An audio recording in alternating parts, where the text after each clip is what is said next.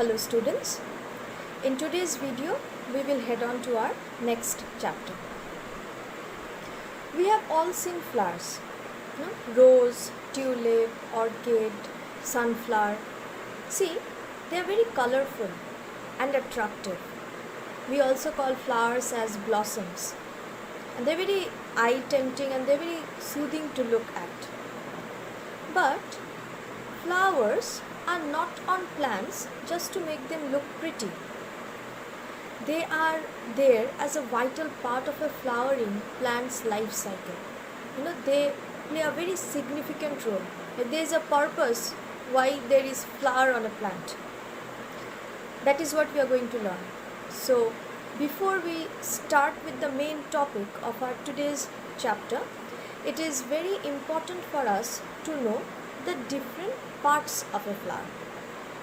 We will be learning about all the parts included in a flower, and then we will proceed on to our chapter. See, flowers have both male and female structures in them. Now, what is the use of these structures? Why are they present? Why did the Almighty design them? They basically help in the process of pollination. This pollination is a new term to you all. We will slowly explore about it. But before that, we will focus on the parts of the flower. Before I go to the different parts of the flower, please note it down, the definition. So, see, flower is not only the attractive part. In the language of science, how do you define a flower? A flower is the reproductive part of a plant. So, flowers basically facilitate reproduction. So, what is a flower? A flower is the reproductive part of a plant. So, from the definition, we can very much understand it is this flower which plays the vital role in the process of reproduction.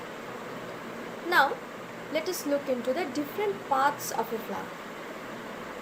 Basically, there are four main parts of a flower.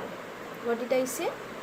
There are four main parts of a flower, which includes calyx, corolla, androecium and gynoecium.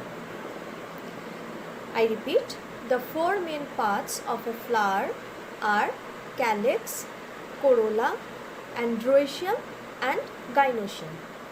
Now, the structures that I have named, I'll again repeat, calyx, corolla, androecium and gynoecium, they are called whorls. W-H-O-R-L, whorls. Okay.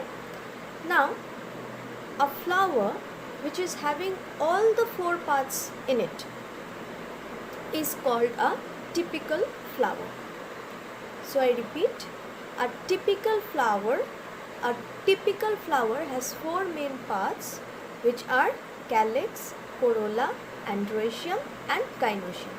And a typical flower, how do we define it? It is a flower having four whorls.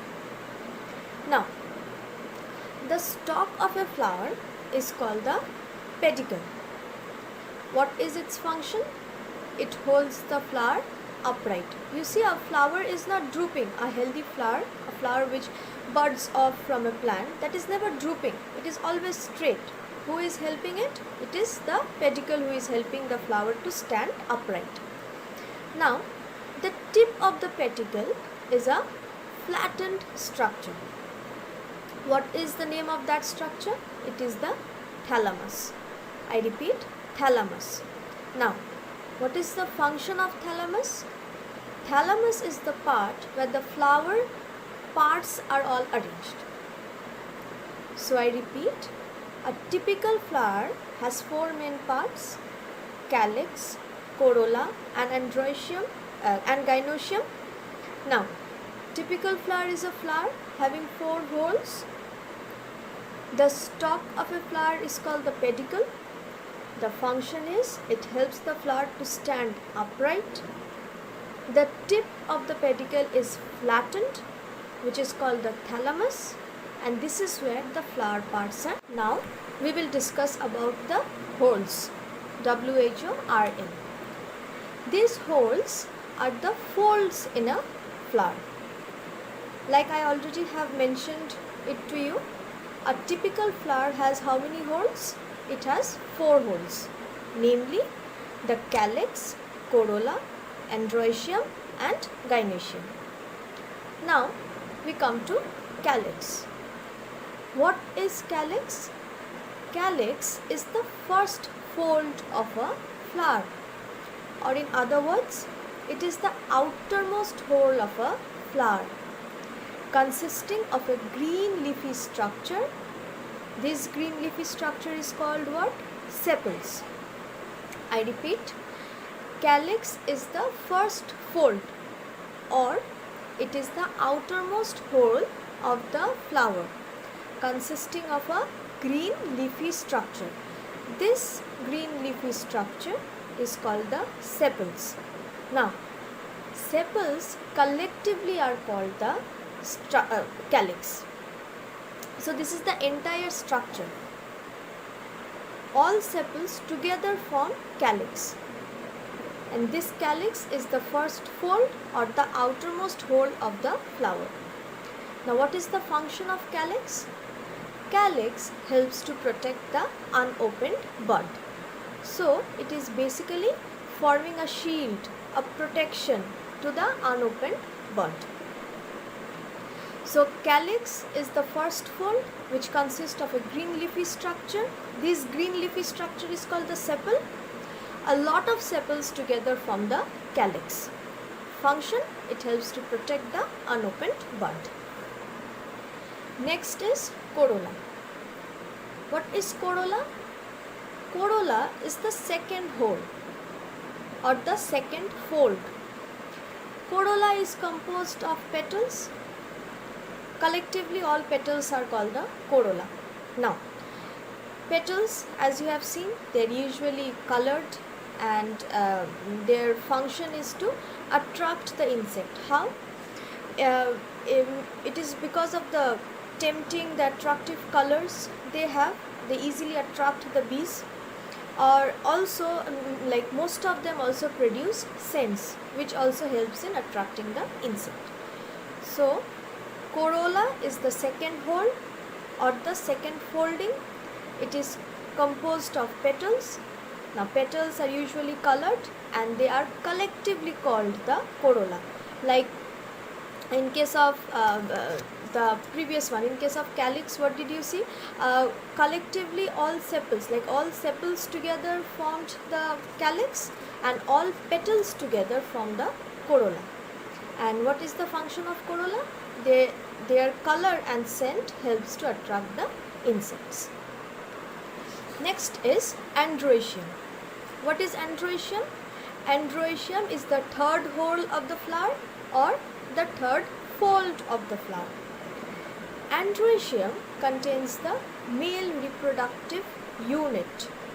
Like I said, flowers are they are having both male and female parts. Okay, androecium is the male part. Now they contain the male reproductive unit. What is the male reproductive unit called? The male reproductive unit is called the androecium. Now they have stamens. Androecium consists of stamen. Each stamen consists of two parts. One is the filament, which is a tube-like structure, and the other one is at the top, that is the anther. Okay, and in anther what do we have? Anther is having pollen grains in them. Now regarding this pollen grain, you will read, I will explain it to you later, but for now remember, androecium is the third hole or the third fold of the flower. It contains the male reproductive unit. This male reproductive unit is called the androecium. Androecium have stamens. Stamens are having two parts. What is it? One is the tubular filament, tube-like structure. Another one is the anther. This anther produces the pollen grain. Next is gynoecium. Androecium was the male part of the flower. Gynoecium is the female part of the flower. and this is the fourth hole or the fourth fold. So the innermost group of structures in a flower is the gynoecium, which is the female structure. Now female structure is called the pistil or the carpel. Like the male structure was called the stamen, the female structure is called the pistil or the carpel. Now pistil or carpel is an individual unit, like it has three parts. They are the stigma, style and ovary. Similarly to your androecium, like stamen had two parts, the tube-like filament and the anther. In the same way, gynoecium, which is called the pistil or the carpel, is again divided into three parts, consisting of three parts, that is the stigma, style and the ovary. What is ovary? Ovary is the swollen base of the pistil and it contains the seed. So now you know the four holes of a typical flower. I repeat, what are they? They are calyx, corolla, androecium and gynoecium. Calyx is the first hole or the first fold, corolla is the second, third is androecium and the fourth is gynoecium.